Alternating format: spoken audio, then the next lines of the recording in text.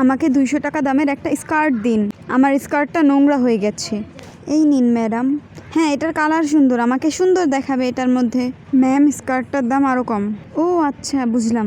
হ্যাঁ আচ্ছা, আমার ভিজিটিং কার্ড নাও, আমি আবার এই শপের মধ্যে আসব। তুমি খুব সৎ ছিলে। হ্যাঁ ধন্যবাদ ম্যাডাম। এই এই মোনালিসা, তুমি এটা কি করলে? কতদিন পর আমাদের শপে একটা বোকা গ্রাহক এসেছিল, কিন্তু স্কার্টের প্রাইসে 200 টাকা লেখা ছিল। উফ, এটা তুমি কি করলে? কতদিন পর আমাদের দোকানে একটা বলদ কাস্টমার এসেছে, আর তুমি বেশি টাকা না নিয়েই ফিরিয়ে দিলে। মনে রেখো, এই দোকানটা কিন্তু আমার। আমাদের ওই অনুষ্ঠানের জন্য নতুন জামা কাপড় অর্ডার দিয়েছো তো? আমি একটি দোকান খুঁজে পেয়েছি, সেখান থেকে অর্ডার করব। সেই দিন আমি যেই পোশাকটা পছন্দ করছি সেটা আছে এখনো? হ্যাঁ, আপনার জন্য আমি সেটা রেখে দিয়েছি, আর আপনাদের জন্য একটার সাথে একটা ফ্রি। তো কিনুন আর উপহার জিতুন। কাস্টমারকে এত উপহার দিলে আমাদের কি কোনো লাভ থাকবে নাকি? এই যে আপনাদের পার্সেল মোট 1480 টাকা হয়েছে। আপনার হয়তো কোথাও ভুল হচ্ছে, আমাদের তো আরও কম টাকা হওয়ার কথা।